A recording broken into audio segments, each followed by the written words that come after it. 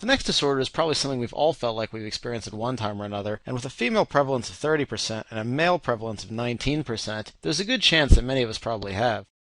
To qualify as a disorder, the anxiety must be out of proportion with the stimulus, so a significant amount of anxiety over something that should be provoking a fair amount of anxiety, such as an important test, does not qualify as a disorder. The term anxiety disorder is actually an umbrella term that encompasses panic disorder, phobias, OCD, PTSD, and generalized anxiety disorder. Panic disorder is another classic boards topic.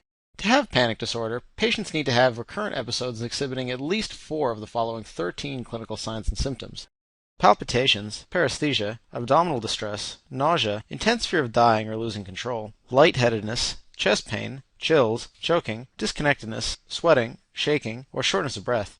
It can be remembered with the memory aid PANIX. Imagine an executive who was giving a presentation in front of his business partners, and he began having chest pain associated with chills, sweating, and palpitations. It'd be difficult to distinguish this from a run-of-the-mill heart attack. The important details to look out for would be details of his or her medical history, details regarding the length of the attack and if it ends following the presentation, and evidence of recurrence. In other words, does he have these symptoms every time he gives a presentation? Does he worry about having these symptoms recurrently, etc.? While there is a strong genetic component, it can be treated with pharmacological intervention, usually SSRIs, TCAs, or benzodiazepines, as well as cognitive behavioral therapy. Patients with specific phobia have exactly what it sounds like, a fear of a very specific object or situation that the patient recognizes as excessive, but nevertheless interferes with normal function. One of the treatments that has been proven to be successful is systematic desensitization, where you slowly expose the person to those fears until they're no longer scared. Social phobias can be a type of specific phobia where patients are scared of embarrassing themselves in a social situation, for example, when going to the bathroom while they're at work. More generalized social phobias also exist, where patients are generally scared of embarrassment in most social situations. This would be referred to as social anxiety disorder. These can also be treated with SSRIs or cognitive behavioral therapy. Patients with OCD, by definition, have both obsessions and compulsions. Obsessions are recurring intrusive thoughts, feelings, or sensations that cause distress. These can be relieved in part by repetitive actions, i.e., compulsions. The key to understanding this disease is to know that it's ego-dystonic, which is a fancy way of saying that patients do not want to be experiencing these obsessions and compulsions, and they recognize that they're a problem. This is in contrast to obsessive-compulsive personality disorder, which we'll discuss later. For example, imagine a person who wants his room to be very neat, the obsession, and who relieves the distress from this obsession by cleaning endlessly, the compulsion, to make sure it remains neat. To have OCD, the person would not hold his obsession out of his own will, but rather would feel the uncomfortable compulsion to clean things. This is in contrast to a person who enjoys cleaning and does so willingly because he wants his room to be clean. The latter would be obsessive-compulsive personality disorder. Finally, another high-yield fact, OCD is often associated with Tourette's syndrome. It's usually treated with SSRIs or clomipramine, a tricyclic antidepressant. Post-traumatic stress disorder, or PTSD, refers to a persistent re-experiencing of a previous traumatic event, usually in the form of nightmares or flashbacks. It causes people to avoid anything that reminds them of the event. Such symptoms must last at least 1 month in order to be considered PTSD. If it lasts between 2 days and 1 month, it's considered an acute stress disorder.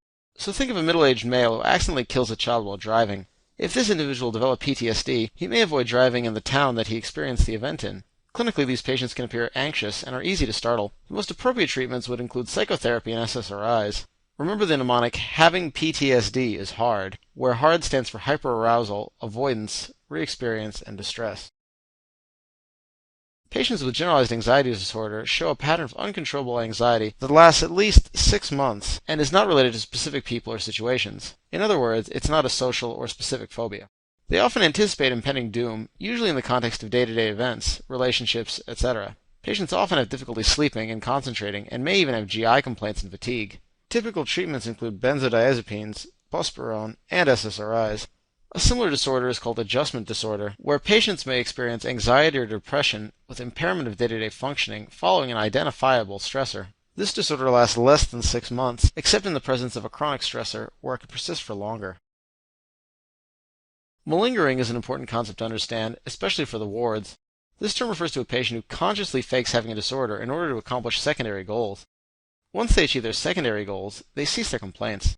An example is a middle-aged male with lower back pain who comes in seeking opiates, but lacks the classic constellation of symptoms for lower back pain. He complains that everything hurts, and is in the worst imaginable pain, despite appearing well prior to the exam. These complaints drastically improve following a prescription of opiates. Factitious disorders are similar to malingering, except patients do not cease complaints following receipt of treatment. Usually the motivation to fake the illness is to receive medical attention. Munchausen syndrome is a chronic factitious disorder where people will fake physical signs which will cause them to be admitted to the hospital. They'll often allow various invasive tests and procedures to be performed on them. Imagine a middle-aged female who has repeated bouts of abdominal pain, diffusely tentative palpation with multiple prior endoscopies and colonoscopies that were clean, yielding no identifiable cause for her pain. A patient like this would warrant workup for possible factitious disorder. A similar syndrome is Munchausen syndrome by proxy, where caregivers will cause illnesses in a child or other dependent to be able to assume the sick role by proxy. A classic example would be a mother giving her son insulin injections to induce hypoglycemia and a medical workup. This is considered a form of abuse. Somatoform disorders are difficult to conceptualize. There are 5 different types, some of which are similar to one another and similar to concepts which you've already discussed. As a group, they're characterized by physical symptoms with no identifiable physical cause. The difference between these diseases and factitious disorder, or malingering, is that people are not consciously pretending to have these diseases. The symptoms are all unconsciously derived, and patients have little control over experiencing them. The first is somatization disorder, which refers to a wide variety of complaints which you can see here. These usually occur over a period of years. This must occur over a period of years to qualify as somatization disorder. The second is conversion disorder, where patients suddenly lose sensory or motor function, often after an acute stress. Patients know they're experiencing these symptoms, but are not concerned by them, which is referred to as la belle indifférence. Unfortunately, in real life, the indifference is not quite so belle. Anyway, an example would be a teenage girl who loses all function of her right hand after her cat dies. The third is hypochondriasis, where patients fear having a serious illness despite medical evaluation and reassurance. The fourth is body dysmorphic disorder, wherein patients have a preoccupation with a minor or imagined deficit in appearance, as shown in this painting. As a clinical entity, it can be associated with suicidal ideation, with a rate of completed suicide that is 45 times higher than the general population. In terms of Step 1 questions, look for clinical vignettes that describe a patient that repeatedly seeks plastic surgery for cosmetic issues. Avoid attempting to diagnose celebrities with this in your next issue of People magazine. You'll lose hours off your life. The final is pain disorder, where patients will have chronic pain with no physical findings. Pain is the focus of the clinical presentation, and psychological factors strongly affect the pain.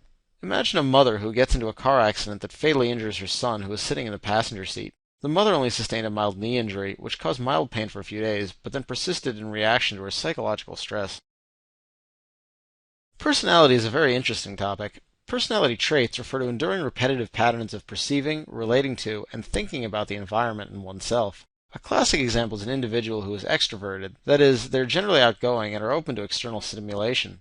Personality disorders are very, very high yield for the boards and refer to inflexible and maladaptive patterns of behavior causing distress or poor functioning. People tend not to be aware of these problems. There are 3 main clusters of personality disorders that are commonly discussed, which we'll talk about next. As a mnemonic device, you can think about each of the personality disorder groups, A, B, and C, as weird, wild, and worried. Cluster A personality disorders are generally people with odd or eccentric traits, which lead to an inability to develop social relationships. There are 3 main types: paranoid, schizoid, or schizotypal. Paranoid personality disorder presents with pervasive distrust and suspiciousness. They often use projection as a defense mechanism. The second main type is schizoid, which refers to people who voluntarily withdraw from social situations, and more importantly, they're generally content with that separation. The final type is schizotypal, which often presents as individuals with eccentric appearances or odd beliefs. As stated before, the cluster A personality disorders have all the weirdness. Of these, you can remember paranoid, schizoid, and schizotypal as being accusatory, aloof, and awkward as a memory aid, as these adjectives highlight the major diagnostic features of each of the individual types. As a bonus, accusatory, aloof, and awkward are in alphabetical order, as are paranoid, schizoid, and schizotypal. This group of disorders is characterized by dramatic emotional or erratic personalities, or in other words, patients gone wild. There are 4 main types, the first of which is antisocial. This one is often confusing because it does not coincide with the conventional use of the word. People with antisocial personality disorder often get in trouble with the law. By definition, this disorder must occur after 18 years of age. Prior to that, it's referred to as conduct disorder. The second type of personality disorder is borderline personality disorder. These patients often have unstable moods as well as unstable interpersonal relationships and may even engage in self-mutilation. The defense mechanism of splitting is often used by these patients. Remember these 2 facts as they can show up in descriptions of these patients.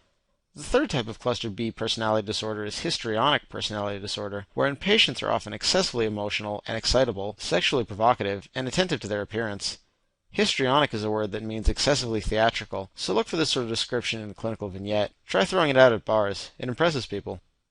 The final type of cluster B disorder is narcissistic personality disorder, which is exactly what it sounds like. Patients often have grandiose beliefs about themselves, require admiration, demand the best, and don't respond to criticism well. Think of the classical Greek myth of Narcissus, a man who fell in love with his own reflection. The final group of personality disorders can be described by the single word worried, as these patients are often anxious or fearful. There are three main types: avoidant, obsessive-compulsive, and dependent. These three can be remembered in this order as cowardly, compulsive, and clingy. The first disorder is avoidant personality disorder, wherein patients are hypersensitive to rejection and are very socially inhibited, i.e. cowardly despite their desire to form relationships. This is unlike schizoid personality disorder, discussed earlier, as those patients may be socially inhibited but often do not care to have relationships with people, so they voluntarily withdraw socially.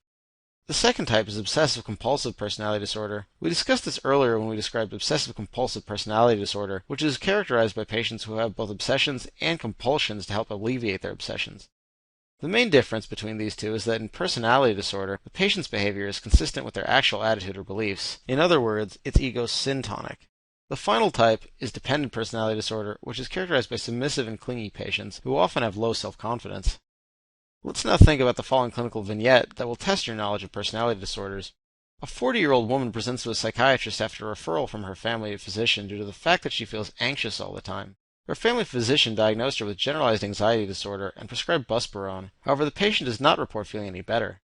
She works as a computer programmer and spends most of her days in a private cubicle. She has no close friends and lives by herself. She says that occasionally people from work invite her out at night, but she never goes, even though she'd like to. She's not dating currently, and is worried that people won't like her. So what does this patient have? Well, most likely she has avoidant personality disorder.